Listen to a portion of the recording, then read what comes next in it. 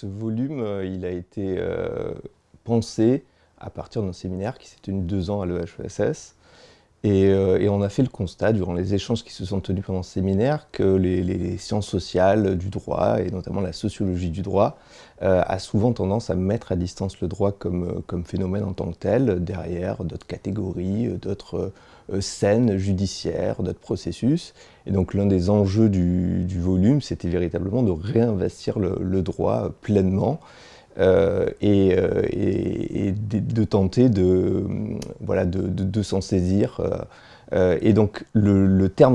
concept de mode de présence du droit, il vise à être attentif à la manière dont le droit peut se manifester, peut jaillir dans des situations, en quelque sorte, peut surgir, à la fois dans des situations judiciaires, hein, dans des audiences de procès, mais aussi dans des situations tout à fait ordinaires, et d'inviter les collègues et les chercheurs en sciences sociales à être attentifs à cette présence assez particulière. Cette notion de mode de présence du droit, c'est une façon de sortir d'une vision un peu, on va dire, dichotomique, où il y aurait des situations juridiques ou d'autres situations qui ne le sont pas, ou même une vision un peu linéaire qui consiste à dire il y a plus ou moins de droit dans nos interactions et dans les situations. Et donc, en utilisant cette notion de mode de présence du droit, on complexifie, on pluralise en fait les façons de penser la présence du droit, avec l'idée que le droit finalement est toujours là parce qu'il est toujours on va dire un horizon potentiel de nos interactions, mais il peut se manifester de façon très différente, il peut se manifester justement de façon potentielle, de façon diffuse, il peut imprégner nos environnements, il peut servir d'argument, il peut servir d'appui, il peut être beaucoup plus présent, il peut être critiqué, il peut être moqué, etc., etc. Donc voilà, c'est une ouverture en fait, cette notion de mode de présence du droit, à penser de façon beaucoup plus complexe la façon dont le droit se manifeste et la façon également dont nous, les acteurs du monde social, nous nous orientons par rapport au droit, nous agissons par rapport au droit, nous faisons des choses finalement avec le droit. On a divisé le dossier en 3 parties qui nous paraissent en fait trois catégories d'entrée pertinentes pour penser le droit et pour classer les articles, même si de fait il y a beaucoup, on va dire, de chevauchements possibles. Donc la première, c'est la notion de pratique, justement. Le droit, ça se pratique. Il y a des actions qui sont des actions qui consistent à faire le droit ou qui consistent à s'orienter par rapport au droit. La deuxième question, le deuxième point, c'est celui de problème, c'est-à-dire l'idée que quand les acteurs font face au droit, le droit est censé régler nos comportements, mais parfois le droit ne suffit pas, c'est-à-dire qu'il faut s'arrêter d'une certaine façon, et les acteurs s'arrêtent pour se poser la question de qu'est-ce qu'on fait avec le droit, comment on continue à avancer, qu'est-ce qu'on fait des victimes, qu'est-ce qu'on fait des objets, etc. etc. Et la troisième partie, on va dire, radicalise un peu cette interrogation en montrant que les acteurs s'interrogent effectivement parfois sur ce qu'on fait avec le droit, mais parfois ils vont même jusqu'à s'interroger sur qu'est-ce que le droit, où il s'arrête, où il commence, où il s'arrête, est-ce qu'on est encore dans le droit ou pas, et entre eux d'ailleurs passent beaucoup de temps à se disputer, à avoir des controverses sur les frontières du droit, souvent d'ailleurs pour délégitimer des adversaires, par exemple dans les conflits devant les tribunaux, pour dire que l'adversaire n'est pas dans le droit, fait de la politique ou fait autre chose que du droit. L'une des traditions dans lesquelles on est allé chercher des éléments pour construire ce volume, c'est les sociologies d'inspiration pragmatique, qui ont pour spécificité de prêter une attention toute particulière aux phénomènes auxquels elles s'attachent. Donc plutôt que de chercher par exemple à dissoudre le droit derrière des forces sociales, des catégories de professionnels et des processus sociaux au long cours, on essaye de traiter le droit en tant qu'objet premier. Donc c'est l'une des inspirations, c'est l'une des ressources qu'on est allé chercher. Il y en a d'autres, on dialogue aussi avec la littérature nord-américaine sur la conscience du droit et tout un ensemble de références avec lesquelles on entretient un dialogue. C'est pas une inspiration unique, mais c'est vrai qu'on inscrit ce volume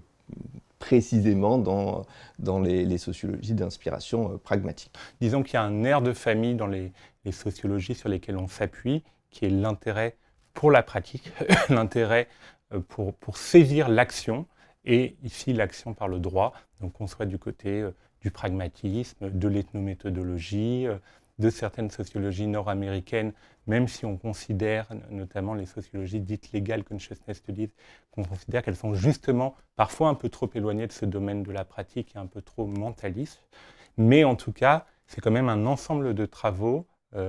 qui, alors sans que notre ouvrage forme, on va dire, une unité théorique, mais en tout cas un air de famille dans ces différents travaux, dans ces différentes théories, qui dessinent une autre façon d'étudier le droit comme pratique. Donc effectivement, on a traduit, on a fait traduire un certain nombre de textes qui ont la particularité d'être 3 textes théoriques et qui ont la particularité donc de poser des questions conceptuelles explicites,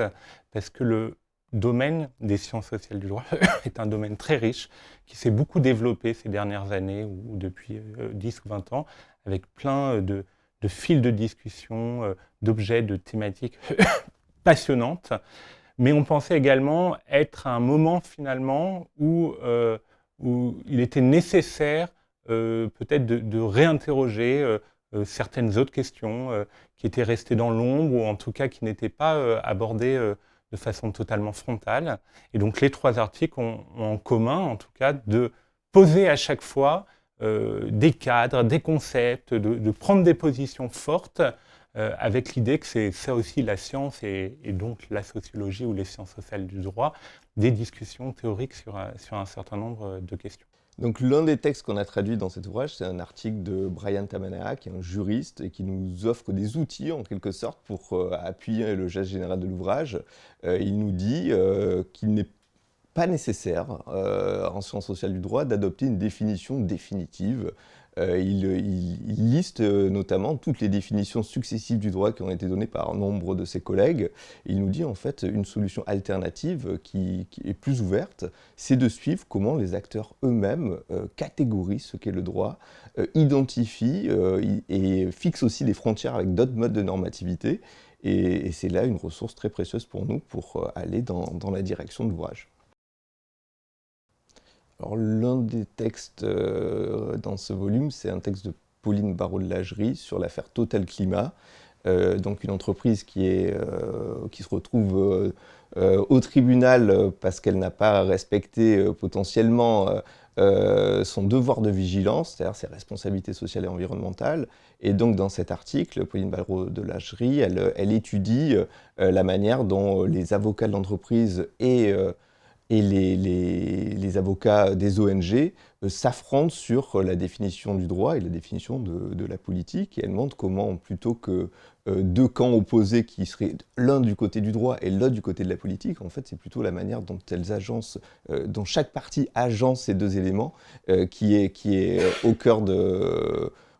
des débats et qu'elle retrace finement. Un autre point très intéressant, on va dire, de cet article, et la façon dont également les acteurs et les avocats notamment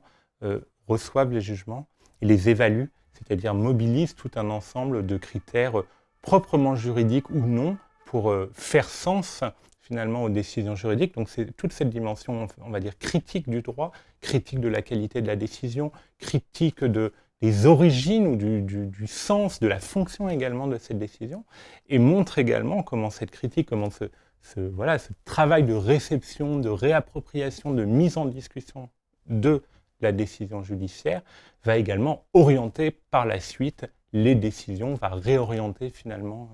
le fil des choses. Alors, l'une des suites attendues, c'est en fait le texte initial est un texte véritablement programmatique. Donc l'une des suites attendues, c'est de nourrir, de donner corps en quelque sorte aux concepts, aux propositions conceptuelles et analytiques qu'on formule dans ce volume. Donc en menant des enquêtes, en élargissant le périmètre des modes de présence du droit et aussi en essayant de cataloguer, mais aussi définir tous ces modes de présence. Et donc, pour ça, il faut tout simplement aller explorer le monde social et mener des enquêtes encore plus loin.